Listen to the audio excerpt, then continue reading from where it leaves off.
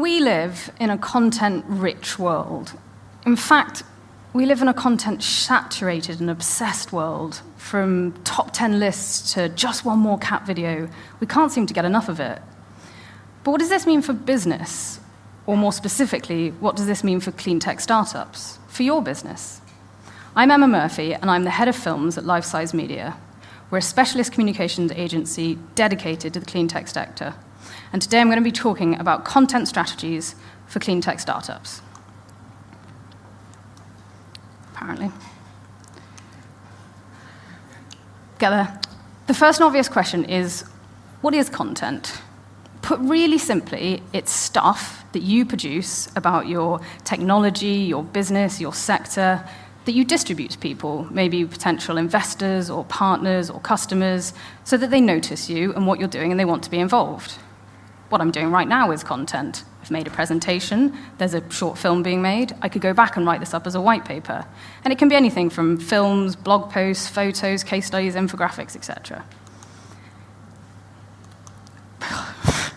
But do you need to worry about content?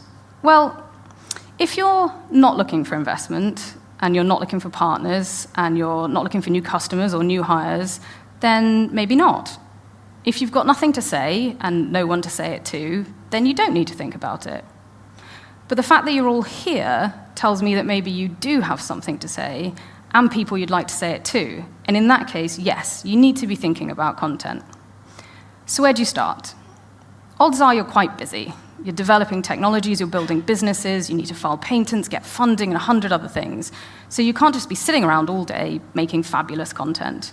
And even if you could, you probably don't have the budget. So you need to be strategic about it. So what does that mean? Well, it's impossible for me to give you all an exact strategy because you're all different businesses doing different things at different stages.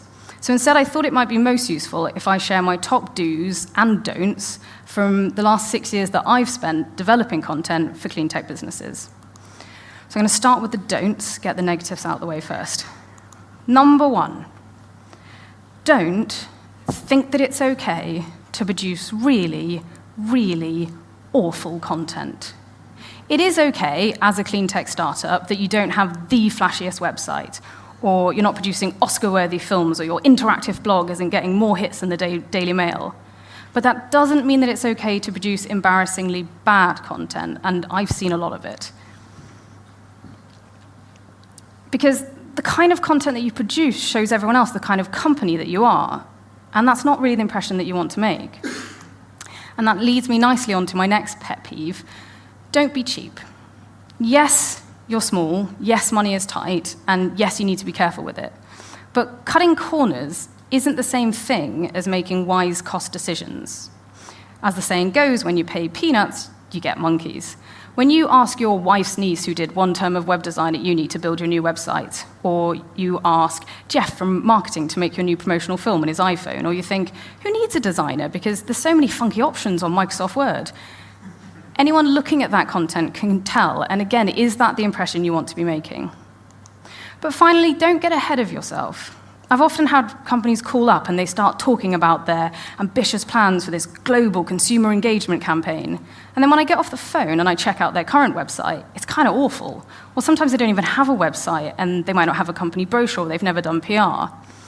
Until you have the basics in place, you're wasting your time with anything more ambitious. For early stage companies, content might just mean your website. And it's okay, it's better to start there and get that right first. Onwards and upwards, onto the do's. Number 1, do think about your message. What do you want to say? Because that defines the kind of content that you need to make. Is your technology really hard to understand? In which case you need a simple and engaging infographic that helps people understand it.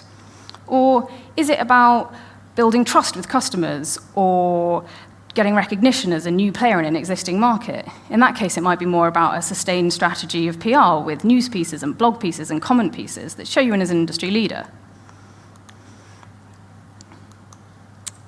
Get that in the end. And do think about your audience. As well as what you want to say, you want to think about who you need to say it to. If we have a client who wants to engage more social housing customers for their energy retrofit project, then we'd probably make them a case study film that shows an example of work they've already done in this area. or a short brochure that shows how their product specifically works for this market, or a comment piece talking about the challenges faced by this industry. And thinking about your audience also helps define the tone of your content, because does everyone that you're talking to already know everything about your sector? In which case, you don't need to tell them, you just need to focus on why you're specifically different. But if what you're doing is so new that nobody understands it, then you need to think about content that can tell a wider story of why this matters and what it is in the first place. And do maximize the value of any content that you do produce, because when your time and your money are limited, you can't do everything that you might like to do. So you want to get the most out of any content that you do invest in. Maybe there's a clever way to appeal to more than one audience with one piece of content.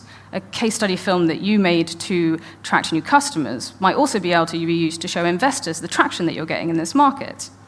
Or if you have made a brilliant diagram, then where are you using it? Is it on your website? Is it in your brochure? Is it in your presentations? Is it on the back of your sales sheet? Because that way, a piece of content that you created for one purpose can suddenly become universal, and you can use it again and again and again. And do have a wider strategy. So you've made an amazing film. It has customers talking about how much they love you, it shows your product in action, and it gets across all of your key messages. Brilliant. Sit back, watch the orders roll in.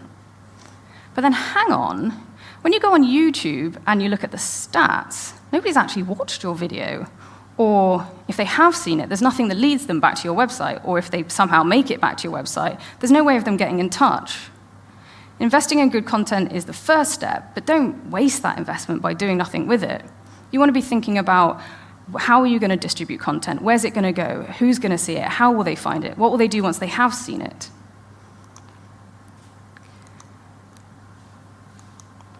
And finally, do update content as you grow. So let's say in your first year you make a basic but nice website and a small brochure and a short video that shows your 2 members of staff working away on your early prototype product. That's going to serve you really well in that first year. But then 3 years go by, and you're still using that same website and that same brochure and that same video. But now you've moved into a much bigger facility, and you've got 20 members of staff, and you're working on your commercial product, and you've branched out into 3 new application areas. Well, how's anyone supposed to know? All we can see is that early content that served you well in the past, but doesn't reflect who you are now. Your content needs to grow with you. So to sum up, what is content? It's just stuff that you produce to get your message out there. Do you need to be thinking about it? Yes, I think so. And where do you start? You build a strategy around your business needs, and hopefully you'll bear in mind my do's and my don'ts. So don't think it's okay to produce bad content, and don't be cheap. But also don't get ahead of yourself. Do think about what you want to say and who you want to say it to. Maximize the value of content you do produce, and have a wider strategy around any content. And update that content as you grow. Or, if that all sounds a little bit too much hard work, well, you could always engage us to do it for you. Thank you very much.